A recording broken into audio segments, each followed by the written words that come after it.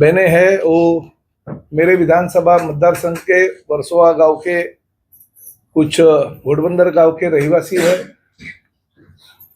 हमारे यहाँ के लोकप्रिय विधायक आदरणीय नरेंद्र जी मेहता, इनकी 7-Eleven कंपनी और उनके भागीदार सुरवे और केळुस्कर, साथ ही में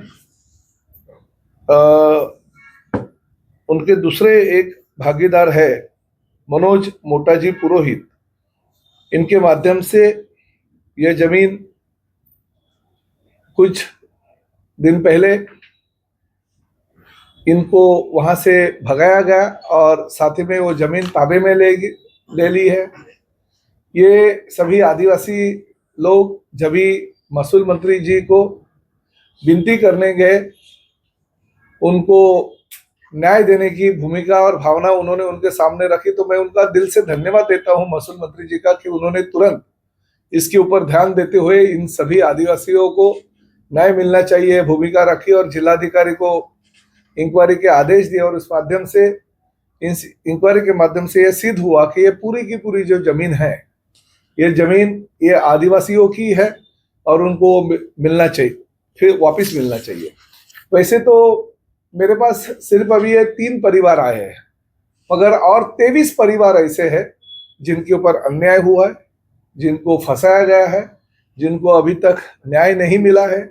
पिछले कई सालों से ये बार बार अलग अलग जगह पे भटक रही है। उसमें कुछ आदिवासी बहुत बड़े पैमाने पे है और खासकर हमारे भूमिपुत्र भी बहुत बड़े पैमाने पे है, जो यहाँ के मीरा और भाईंदर के मूल रहवासी है।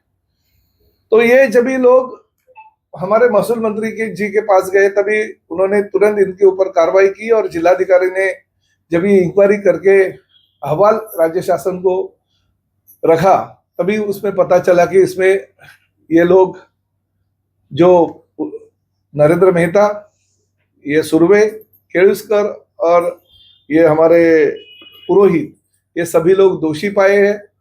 मेरा यही कहना है कि ये आदिवासी गरीब है, इनका यही कहना है। सब लोगों ने मुझके ऐसे जिक्र किया कि हमारी खेती उसके ऊपर है और हमारे खेती के ऊपर गुजराना होता है, हम बहुत ही गरीब है, हमको तो कुछ समझता नहीं है, साइन भी हमको आता नहीं, अंगूठा लिया गया है, हमको अंगूठा जहाँ पे बोले वहां पे हम डालते हैं, मगर हमको फंसाया गया, हमको कुछ भी ऐसा नहीं मिला, कुछ भी नहीं मिला। और जब भी हम कल हमारे जमीन पे गए, इसके पहले हम लोग जब भी जाते थे तभी हम हमारे खेती के ऊपर जाते थे, मगर जब भी हम यहाँ पे गए तो हमको ताला बंद करके वहां पे बंद कर कैदी की तरह हमको रखा गया और जो वहां का वॉचमैन है वो हमको लॉक करके भाग गया और अंदर हमको रखा गया। उसका वीडियो भी उन्होंने मुझे अभी दिखाया है। तो ये मीरा भाईंदर शहर में ये क्या हो रहा है? कानून और कायदे की जो व्यवस्था है वो रखने की जिम्मेदारी पुलिस प्रशासन की है, और मैं इस परिसर का विधायक हूँ और साथ में राज्य का मंत्री हूँ, और मेरे ही कॉन्स्टिट्यूंसी के ये जो मेरे वोटर है, ये जो मेरे मतदार है, मेरे जो नागरिक है, उनको अगर मैं न्याय नहीं दे पाता हूँ तो निश्चित रूप से गलत है। हमारे विधायक नरेंद्र जी मेहता जी के बारे में बहुत सारी कंप्लेंट अभी तक आई है, ये आदिवासियों की जमीन है, भूमिपुत्र की जमीन है, मगर जब भी मैं कुछ बोलता हूँ तो पलटवार हो जाता है, हमारे ऊपर आरोप किया जाता है, लोगों को ऐसा लगता है कि ये राजनीति है। मगर मैंने इसलिए किया कि बाबा आप ही आपकी जो कैफियत है वो लोगों के सामने रखो। देखिए, हमें राजनीति कुछ करनी है कि नहीं, राजनीति करने के लिए बहुत सारी चीजें, मगर आपके बारे में क्यों होता? महाराष्ट्र में इतने सारे विधायक है, इतने सारे सांसद है, इतने सारे मंत्रीगण है, उनके बारे में कुछ भी आरोप नहीं होता है, मगर मीरा भाईंदर शहर के विधायक के बारे में पिछले कई सालों से आरोप हो रहे हैं, उनके आरोप सिद्ध हो रहे हैं।